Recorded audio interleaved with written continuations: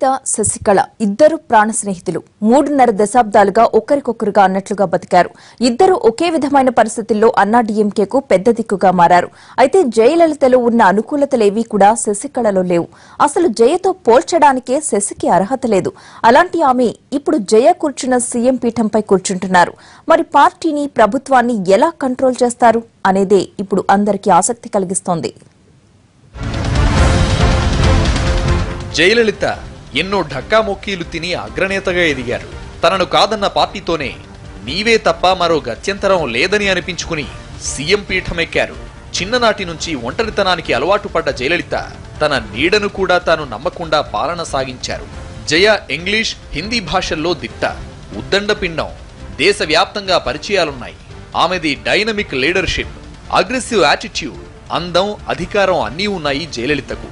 అందుకే ఆమె ఇంతకాలం తిరుగులేని నేతగా చక్రం తిప్పగలిగారు. కానీ శశికళకు అంత సీనుందా?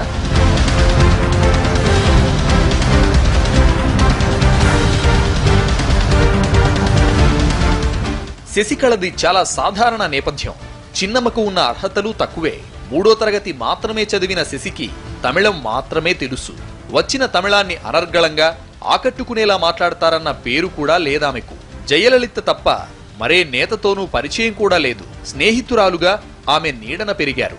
అధికారం వెలగబెట్టారే కాని ఏనాడు సమస్యకు పరిష్కారం చూపించిన పాపాన పోలేదని ప్రత్యర్థుల విమర్శ ఉండనే ఉంది.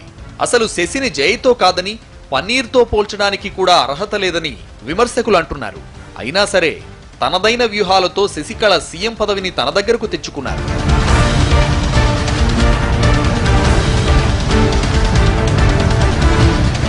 ఇప్పటి వరకు అంతా ఓకే.